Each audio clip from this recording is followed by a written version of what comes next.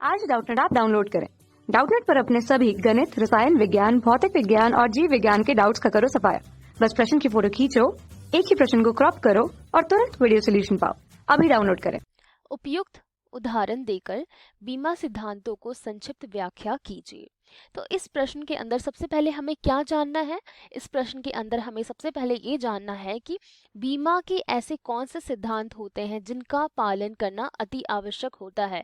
अर्थात जब भी हम कोई प्रपत्र का हम हस्ताक्षर करते हैं, कोई प्रपत्र हम शामिल करते हैं तथा बीमा करवाते हैं, तो उसके बीच में हमारे कौन कौन से सिद्धांत को हमें लागू करना अति आवश्यक होता है तथा हम उसे उदाहरण की सहायता से जानेंगे कि किस प्रकार से हम उस बीमा के सिद्धांतों को हमें पालन करना आवश्यक होता है। तो सबसे पहले एक छोटा सा उदाहरण की सहायता से समझ लेते हैं कि एक जो है बीमा करता, हम LIC को बीमा करता मान लेते हैं।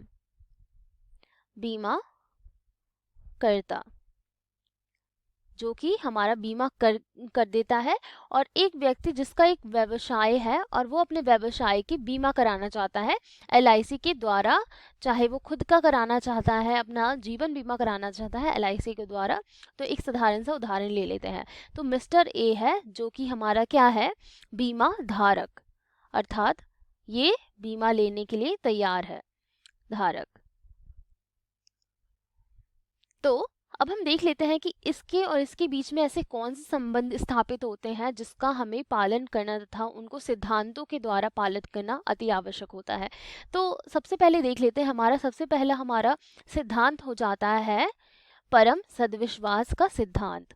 परम सद्विश्वास का सिद्धांत का अभिप्राय होता है एक ऐसा गठबंधन तथा एक ऐसा नियंत्रण जिसमें दोनों पक्षकारों के बीच क्या होना चाहिए, एक कड़ी संबंध होना चाहिए, जिसमें एक दूसरे से कुछ भी नहीं छुपाया जाना चाहिए।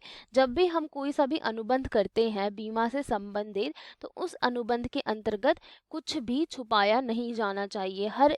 दोनों पक्षकारों को अपनी अपनी बातें करके रखनी चाहिए कि हमारे जो बीमा करता क्या करेगा, अपने प्रलेख में जो भी बातें लिखेगा वो मिस्टर ए को बताएगा तथा मिस्टर ए के से संबंधित जितनी भी बातें होंगी वो क्या करेगा, बीमाकर्ता को बताएगा। तो एक साधारण से उदाहरण से मैं आपको बता देती हूँ कि अगर मिस्टर ए क्या चाहता है, LIC से अपना जीवन बीमा कराना चाहता है। और जीवन बीमा का क्या अर्थ होता है, जब कोई व्यक्ति मृत्यु हो जाती है उस व्यक्ति की एक निश्चित अवधि पर, तो जो LIC वाले होते हैं, जो बीमा करता होते हैं, वो बीमा धारक को वो मूल्य होता है उसको चुकाते हैं। अर्थात जितना भी पैसे होंगे वो मिस्टर ए को चुकाए जाएंगे, जो भी उन्होंने अभी तक प्रीमियम भरा होगा तथा जितने रकम का मिस्टर ए ने LIC वालों से अपना बीमा कराया होगा। तो ये होता है हमारा बीमा के धारक का सिद्धांत, जिसमें हम क्या करते हैं, सबसे पहले हमारे क्या करेगा, बीमा करता अपनी सारी बातें LIC वालों को बताएगा कि अगर उनको कोई बीमारी तो नहीं है, तो अगर उनको पहले से कोई बीमारी है और फिर वो कोई बीमा कराते हैं LIC से या फिर बीमा करता से, तो ए है वो छुपाते हैं LIC से कि मुझे ये बीमारी है और इस दौरान इनकी मृत्यु हो सकती है।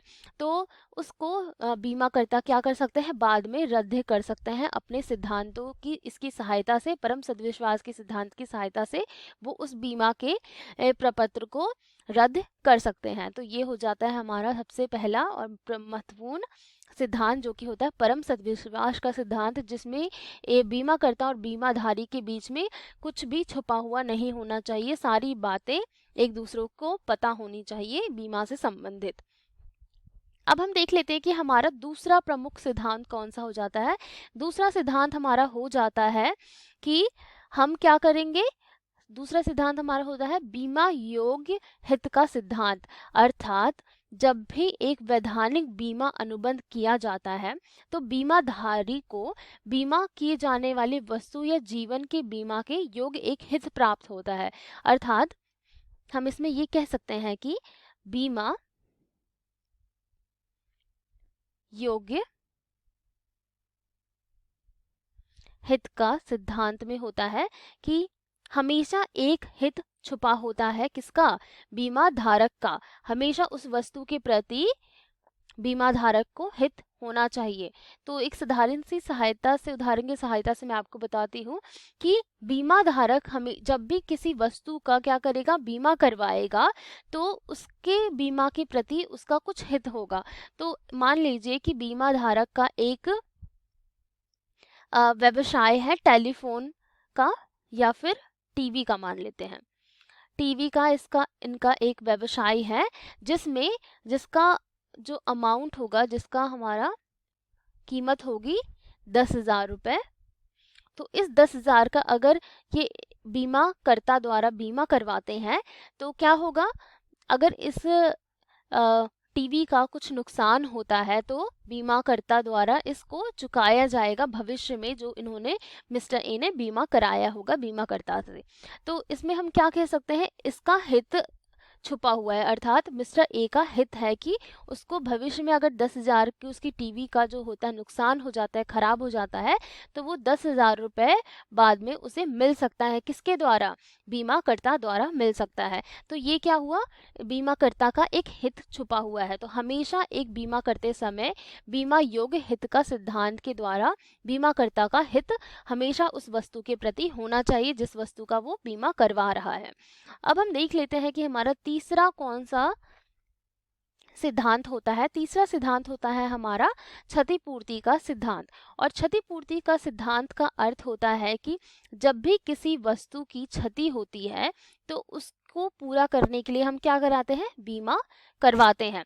तो क्षतिपूर्ति के सिद्धांत में जीवन बीमा से अतिरिक्त अन्य सभी प्रकार के बीमा का अनुबंध लागू होता है। अर्थात हम सभी जानते हैं कि जीवन बीमा में हमारी जिंदगी का कोई भी मूल्य नहीं हम लगा सकते, एक निश्चित मूल्य हम नहीं लगा सकते अपने जिंदगी का, इसलिए जीवन बीमा में हम क्षतिपूर्ति का सिद्धांत को लागू नहीं करते हैं।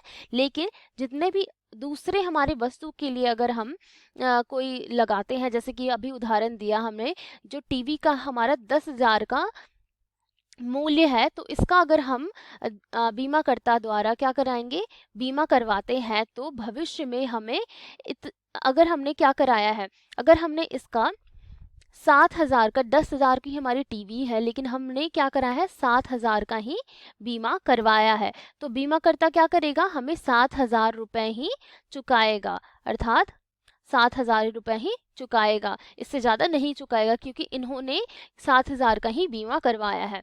चाहे अगर उसका मूल्य 10,000 का है, अगर वो 10,000 के मूल्य का हमें क्या कराते हैं, क्षतिपूर्ति का बीमा करवाते हैं, तो उसको 10,000 रुपये भी मिलेगा, लेकिन उससे ज़्यादा नहीं मिल सकता। जितना की वस्तु होता है उतना का ही हमें बीमा करवाया जाता है और उतना ही बीमाकर्ता द्वारा चुकाया जाता है मूल्य।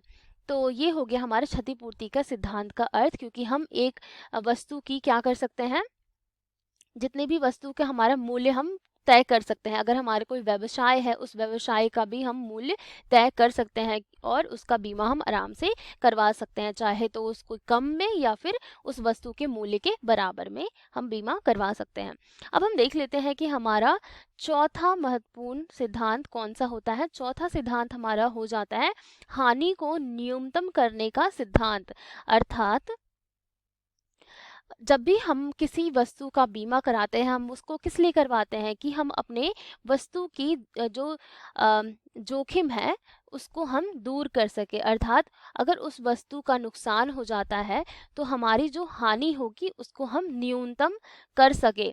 हानि को न्यूनतम करने का सिद्धांत में यही आ जाता है कि हम जब भी किसी वस्तु के जोखिम को रोकने के लिए, अनिश्चितताओं को रोकने के लिए उसका बीमा करवाते हैं, तो उससे हमारा क्या होता है, हमारी हानि न्यूनतम हो जाती है। अर्थात इस सिद्धांत के अनुसार बीमा पत्र का एक कर्तव्य भी ये होता है कि संपत्ति के हित से होने वाली हानि को न्यूनतम कर सके। अर्थात अगर हमारा जो सामान है वो 10,000 का है और हमने बीमाकर्ता से 7,000 का बीमा करवा लिया है, तो क्या होगा, अगर ये टीवी हमारा खराब हो जाएगा तो हम इसको कम से कम हमें 7,000 रुपये तो मिलेंगे। मतलब 10,000 की टीवी है तो हमारा हानि जो हुआ है हमें वो कुछ तो कम होगा। कम से कम हमें 7,000 रुपये तो इस टीवी के मूल्य के रूप में मिलेंगे।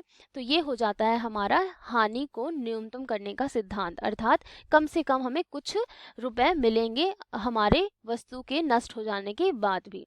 तो ये हो गया हमारा हानि का सिद्धांत।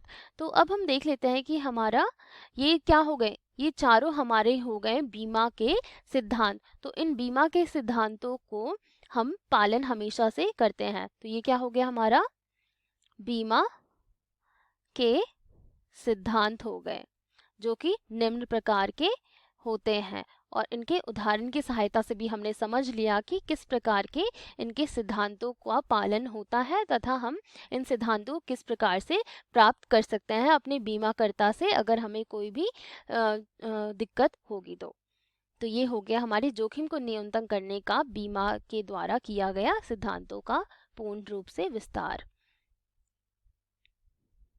कक्षा 6 से 12वीं से लेकर नीट, IIT, JEE वो एडवांस के लेवल तक 1 करोड़ से ज्यादा छात्रों का भरोसा।